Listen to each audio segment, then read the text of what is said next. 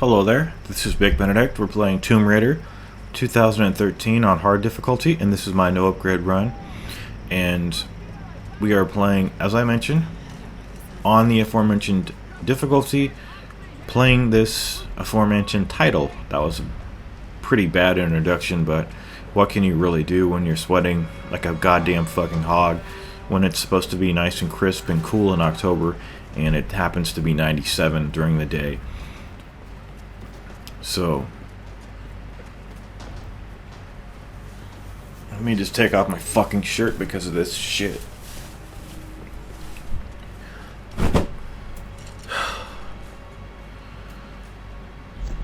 Okay, so I'm still dripping with sweat. My chest is still dripping with fucking sweat.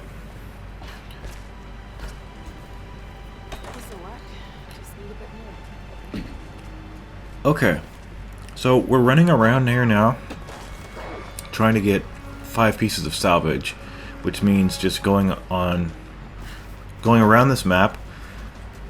This is not any salvage. It's just things that I won't be collecting in the future on this guide. But what we're doing here, if you don't know the backstory of this game, we need to strengthen our pickaxe that we got before, and the idea is that whatever we're getting from the salvage boxes, we're going to use that to somehow magically fashion something that will be a little bit stronger so that we can open doors and melee with folks. Although, unfortunately, I won't be meleeing with folks because that's against the rules of a no upgrade run, because it requires upgrades. So I do want to thank everybody who chirped in and commented on video 1. I am very happy to know that the Godfather Dictator's annual fall fund drive met with success, and that he will be picking up his GPU, and he even had some extra money to spare, so hopefully he will give me that money. Just kidding. Hopefully he'll pick himself up some Red Bulls or do something good with that money, take his mother out to eat or something good, because the guy deserves it and he's worth that money, every fucking cent. So, what am I worth to you, though? Nothing? That's okay. I mean, if you don't want to donate, I understand. Sometimes when you don't donate, and I know that everybody hates when I talk about donating, so trust me, I'm aware of that. Sometimes the nice comments supplement the lack of donations, so it just kind of works out that way. But I'd prefer to have maybe both, a nice comment plus a nice small donation from you if you choose to do so. And I met with a little bit of a mixed reaction in the previous video from different quarters. I'm not sure, some of the comments were a little bit ambivalent. I don't have them in front of me right now, but there was a little bit of uncertainty about how this channel can sustain itself without consoles. And the reason how it can is that most of the so-called exclusives that find themselves, well, let's just talk about the Xbox One. All of those games, most of them, they'll all see PC releases. So you saw that with, I think, Sunset Overdrive, which I'll never play. You saw that with Rise, and you'll see that with Rise of the Tomb Raider, no pun intended there. And you'll see that with Gears of War Remastered, and with the Remedy game entitled Quantum Break, presumably, I hope so. And probably Scalebound. The PlayStation doesn't do that, though. So somebody was worried about that on Twitter and asking me, well, are you going to play Uncharted 4? And I told him no. I said that they had too many years had gone by, I've lost interest. And it was really more that I was jaded from having failed the Uncharted 1 project. So by the time that game comes out, it will be more close to my birthday so that I can ask my my family, maybe give me half the money for it and I'll buy another one. Anyway, so we're doing cover, and the only thing that I'll say as far as a cautionary statement to you guys when you do this is just don't go too close to the enemies, because it's not about making noise so much as going close to the enemies, because you only have one speed that you're traveling at, so they give you the allowance of doing what you want as long as you don't go too close to these foes. So we're going to be doing the scene up here, which got misconstrued as a rape scene, and then we'll just, we'll move on from that. So I'm not sure what the other ambiguity was in the comments section of video 1. I think it had something to do with not so much how are you going to sustain a channel, but what can you offer us watching if you lack a PS3 and a PS4, because I now do lack both of those consoles. I was never playing my PS3 to begin with anyway.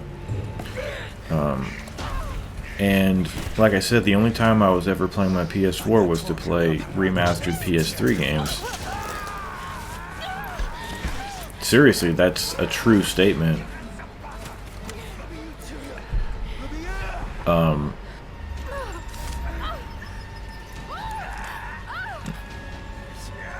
Of course, Uncharted 4 is coming out, and unfortunately it won't be in 60 frames per second, so I'll have to exclude that from the channel. I'm just kidding. I wouldn't do that.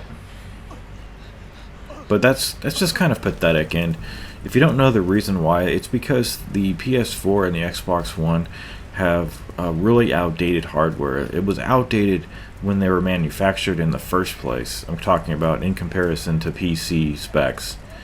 And I'm not somebody who's very hip on all the the PC scene. It's just that I really like technology and I like putting things together, and I've picked up another component for my new build. So now I now have a power supply, a 750 watt modular. I have what else? I bought 3 things, didn't I? Oh, I bought a case. It's a really beautiful case. It's a Fantex Ethnu Pro, and it is huge. It is a full tower. I didn't realize, like, mine was a mini. Like, I had a mini tower from Dell. And some people might think to themselves, well, this guy clearly has so much money that he's building a computer. Like, well, I'm not going to donate to him, and that's not the case, you guys. I've invested a lot in my other computer, and I'm putting most of those components into the new one. And I do have other money that I make with my other job, plus the chump change that I make on this channel, which it literally is chump change. It's like, I can't say what it is because I'll violate the terms of my contract. But what I do with my money is to help the channel mostly, because the videos will be able to get rendered faster when I get the upgraded tech. And I'm going hog wild on this computer. Hog wild. Oh, and I got a new board too. So it's an Asus Z170-A DDR4 ATX board. And it's looking like it's going to be a great board. And then I'm going to put a processor on there, but I haven't obtained it yet, so I don't want to say what it is. So, charged shot. It's not a charged shot level 3, to be sure, but it is a good charged shot. What I like to do on these guys here, for silent kills, is to just shoot them in the head. It's not that hard, but this bitch barely saw anything, didn't he? And then when this guy comes down the ladder, you can shoot him with the gun. I normally try to shoot him with the bow. However, I lacked arrows to use the bow. So what is this game, you might be wondering? Most people do know what it is, but if you haven't played it and you're just watching, you might want to know, like, what the hell is this game? It is a third-person action game, a shooting game, a stealth game, with a female protagonist named Lara Croft, and it is a linear game, but it does have some non-linear parts. I'm not saying it's definitely not open world. You cannot go wherever you want to. I think unless the game is over and it opens up completely. like an Arkham Knight game does, or an Arkham game does. Arkham Knight's shit. But yeah, when you watch content on here, it doesn't have to be a console content, and indeed, the PC content is always going to look better anyway, so it's a win-win situation for everybody.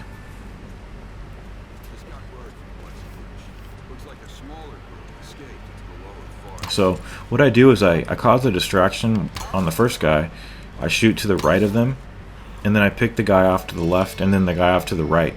The reason I picked the second guy off because he is indisposed, checking for the source of the sound. And then we're going to proceed up this hill and do some pretty difficult things coming up here.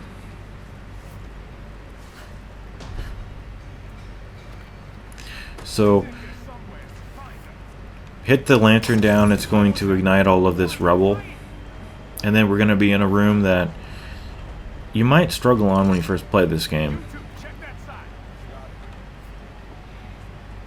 But the thing to bear in mind is that 2 stealth kills are available at the beginning, and the checkpoints, if you're wondering where those are, they are at the moment right before the first kill, and then once you've cleared everybody, then you get another checkpoint. Okay, so this guy is finished up with now. That's the second guy. So then when you come up here, you will crouch behind these crates, create a distraction over there, and then systematically pick these guys off. Now, you don't have to do the charged shot, but I invariably find myself doing it just because I know that it does more impact and it causes greater damage. So I do it, and it's a timed issue where sometimes if you just released the bow, which you can actually zoom in with, which is really nice, you zoom in with it and just hit them in the head. Most enemies, most standard enemies, that's it. You don't need a charged shot, a charged bow into their heads, because it's just unnecessary and it causes you to waste too much time, especially when you're doing these kind of gauntlets here. But you get a checkpoint when everybody's all finished off. So it's just up to you when you play. If you like doing the charge shot like I do, that's fine, but just realize it is wasting time, especially if you miss. So I'm going to speed this part up right over here, and then the video is going to end, I think, with a boss fight with that wolf, even though boss fight is stretching it pretty thin. Yeah, we're going to meet up with our mentor over here, do a bit of scaling. Anytime you need to know where the waypoint is, you will press the left bumper and it will highlight where you need to go, and or put that little two-sided arrow on the screen. So this is also a good project for the no upgrade run, simply because you're not going to see me wasting time looting things, because there's no point to loot, except when I kill enemies. You will see me go up to each and see what they yield, because bullets are very important, but getting opening crates and finding the treasures for experience points, it has no bearing on the guide, so it's going to expedite the guide itself, which is going to be nice. But I'm a little disappointed at the quality of this game, considering it's on Ultimate, and this is all that we're given, what you see now, and you'll see an additional degradation when it gets to YouTube. And quality, that is, quality degradation.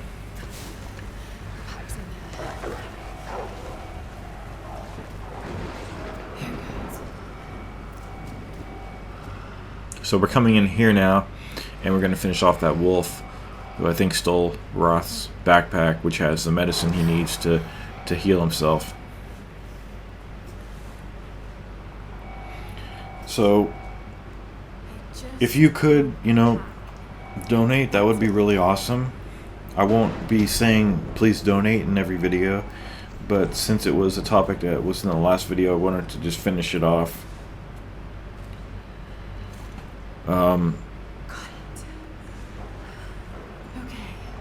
Let's see. I wanted to finish off that gentleman's comment who was asking, you know, what's in store for the channel. All of the games that I mentioned, possibly Transformers. When I get my new PC built, which will probably take a couple months, then I'll rebuy Transformers and see if I don't get that glitch where I wasn't getting sound. Unless I was playing in windowed mode, which I don't like to play in because I want full screen. It's just better.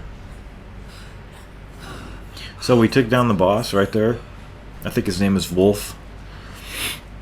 And we're going to be moving on over here. Also, no tombs will be involved in this, sadly. I say sadly, though, but it's not anything that should engender sadness within you because the tombs are pretty lame. I moved the camera right over there to show you where one of them was. But this game is kind of boring at first. It doesn't get really good until you go into the story about a third of the way. So that's why it's always been hard for me to do a guide for this game, because A, it's not hard, B, it's boring. But it works better than Uncharted 1. Uncharted 1. Uncharted 2 and 3 are masterpieces. Like, so is the first one. But this game was heavily influenced by Uncharted, and it still manages to do its own thing and take no prisoners and, you know, still be innovative. So now we're using the pickaxe for scaling purposes. And I have only beat this game once on hard, and I was upgrading, you know. I got really, I can't tell you the degree to which I got into this game when I was playing this game originally on the Xbox 360. And then when it was re-released, I hope I don't fall down over here, you guys. I don't think I do. I wouldn't want to have that on here for everybody to have their time wasted. But, like, the level of how much I was into the game, it's something that you love once that happens, because it's rare to feel so into and involved with a game. But then when I picked up the Definitive Edition, I just wasn't into it really, because I had already beat the game, and I didn't like what they did to the character model itself. I didn't like the changes to her face and her hair. And it was just, you know, I've already played this, and 60 frames a second on the PS4, it's just not the same as 60 frames on a PC. It's just not. And the game that I'll cite that it's not is the special edition of DMC4. It's still sluggish at 60 frames per second, but then you try the PC version and it's smooth as silk, man. So anyway, after these three guys have their conversation, you can hit this guy through the shack, and then you can cause a distraction over here if you like.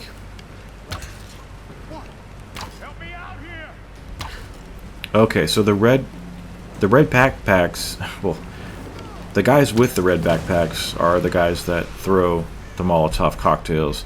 There are different enemies that do it later, but these are the ones in this game. And you could also press the left bumper at any time you need to see locations of enemies. You could slaughter chickens if you want to. Get yourself a chicken sandwich, motherfucker.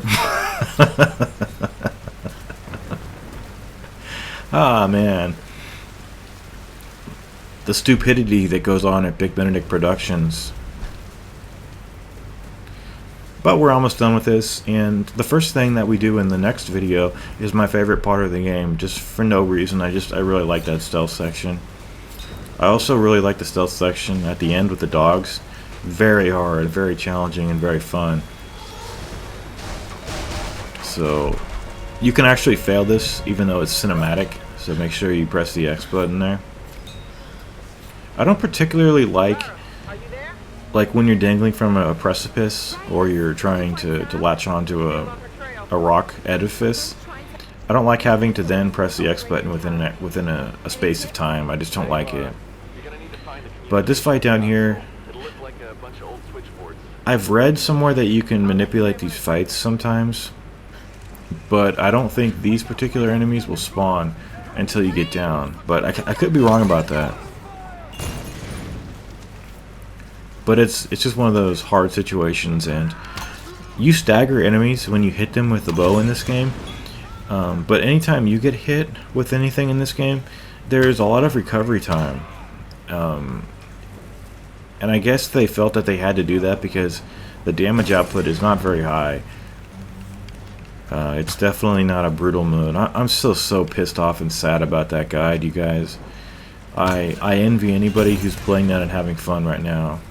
I don't like have any ill will towards you, but I envy you. I definitely envy you. I feel so sad about it, but it's okay. I mean, I could brace up, fortify myself. You know, praise be to Gaben for making these great games on the PC for us all, so that we can have some fun. And I am just at about that point where I'm going to tell you to take care